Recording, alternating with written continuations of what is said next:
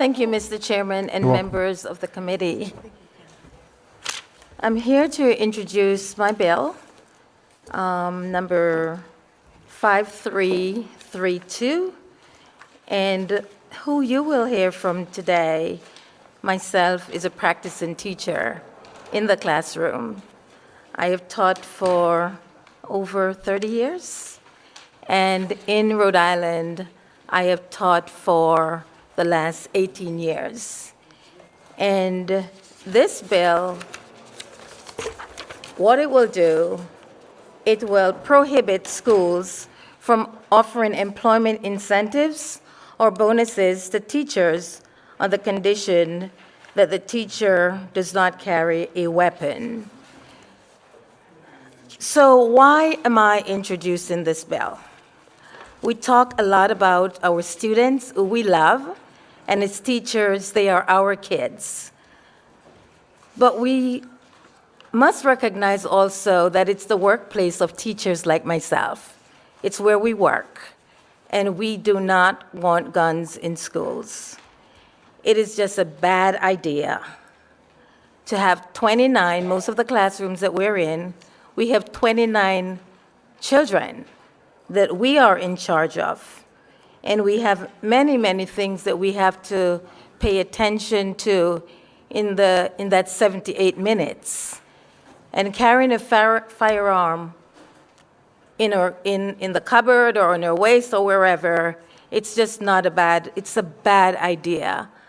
We're not law enforcement officers, and we do not, my friends, my colleagues, most of the teachers that I know here in Rhode Island and nationally do not want to carry guns. So let me just point out a couple of the people who want teachers to carry guns. And I am referencing an article from the Education Week. One of the persons who want us to carry guns is President Donald Trump. And at a speech, I'm quoting directly from this article, at a speech just after the Parkland shooting, the president argued that armed teachers with training and experience who love their students might be better able to protect them in active shooting scenario than an armed officer. A teacher would have shot the hell out of him before he knew what happened. That's the president speaking. Let me tell you the people who oppose carrying the gun, I should say. And you've got to listen to the experts. You've got to listen to teachers. And may I just say, most teachers in Rhode Island are women. You've got to listen to women, because we know what's going on. So I'll share from the same article who oppose this really ridiculous and horrible idea. All major teachers, principals, school employees, school security organization, we oppose guns in schools. Most teachers in America oppose guns in school. Teach Plus, it's a national advocacy group for teachers, and they have polled over 1,233 teachers, and they have found that nearly 80% of teachers strongly oppose carrying guns to school. We are not law enforcement officers. We are not trained to handle guns, and we do not want to. We simply signed up to teach. That's all we want to do. And schools are sacred places of teaching and learning, and they should remain that way. The National Education Association surveyed 1,000 of its members, and 82% of the respondents says they don't want to carry a gun to school.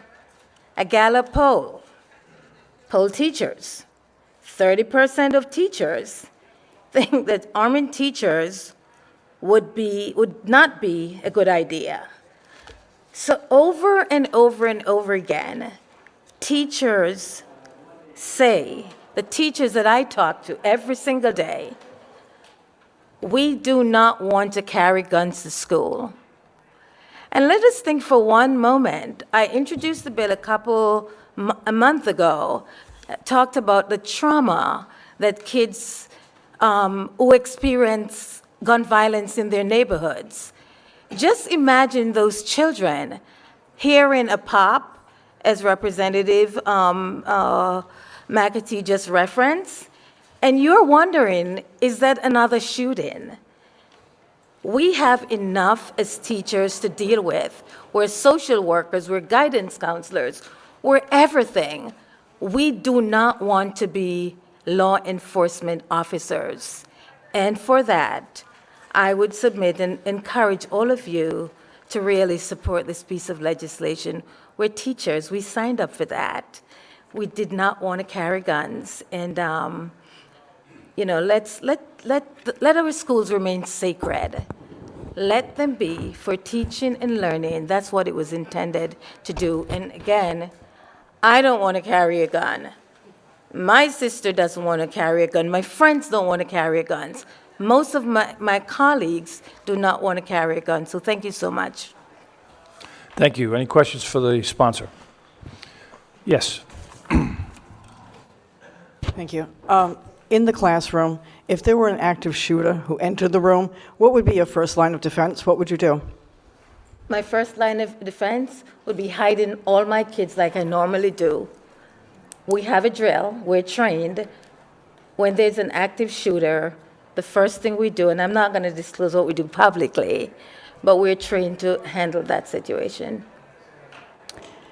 And you think that that would be sufficient with somebody who has a firearm? I mean, wouldn't you be able to act quicker if you had a firearm so that you could actually fend off that person who's in that classroom? In the course of my day, I really want to focus on teaching and learning and not worrying about where my gun is. I think most teachers would feel that way, but Absolutely. that seems to me that would be a panic situation if somebody comes into the room. Wouldn't you just automatically go into defense and want to defend yourself if you knew how? I mean, if you wait to try and run in a closet or go behind a desk, that's not going to be very good security, right? And if you're waiting for the police officers, sometimes they can't get there quick enough. My first line of defense in that scenario that you presented, because we're trained to do this, is to huddle our kids to safety. That's what we do all the time, and it would be no different. Okay, I'm sorry, I just find that insufficient. My other question is, do you think there might actually be a purpose why the Second Amendment right was actually put into the Constitution?